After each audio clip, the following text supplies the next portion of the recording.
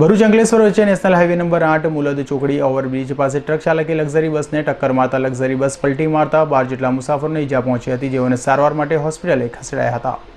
વડોદરાના યાત્રાળુઓ લક્ઝરી બસમાં શિરડી દર્શનાર્થે ગયા હતા। આશરે 50 જેટલા યાત્રાળુઓ લક્ઝરી બસમાં શિરડીથી દર્શન કરી વડોદરા પરત ફરી રહ્યા હતા।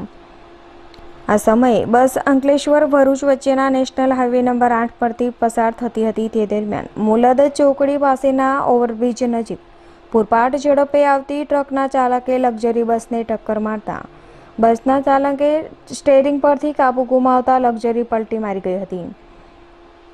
બસમાં સવાર 50 ઉપરાંત યાત્રાળુઓ પૈકી ડ્રાઈવર, ક્લીનર સહિત 12 થી વધુ યાત્રાળુઓને ઈજાઓ પહોંચતા સારવાર અર્થે ભરૂચની સિવિલ ખાતે ખસેડવામાં આવ્યા હતા। અમે લોકો શિરડીથી પાછા વળતા આવતા બરોડા જવા માટે અમારી લક્ઝરીમાં આવ્યા હતા। અમારો સમાજ હતો, મેક્સિમમ 55ની આજુબાજુનું ફેમિલી હતું અમારું। નાના મોટા થઈને 15 થી 17 જણને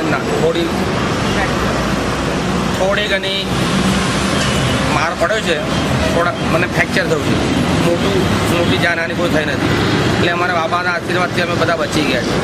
બાકી આ પરિસ્થિતિમાં જોવા જઈએ ને તો કેટલા જણ મરી ગયા એનો કોઈ ગણતરી ના કરી શકતા અમે, એ પરિસ્થિતિ થઈ ગયા તમારે। શાની સાથે અકસ્માત થયો હતો?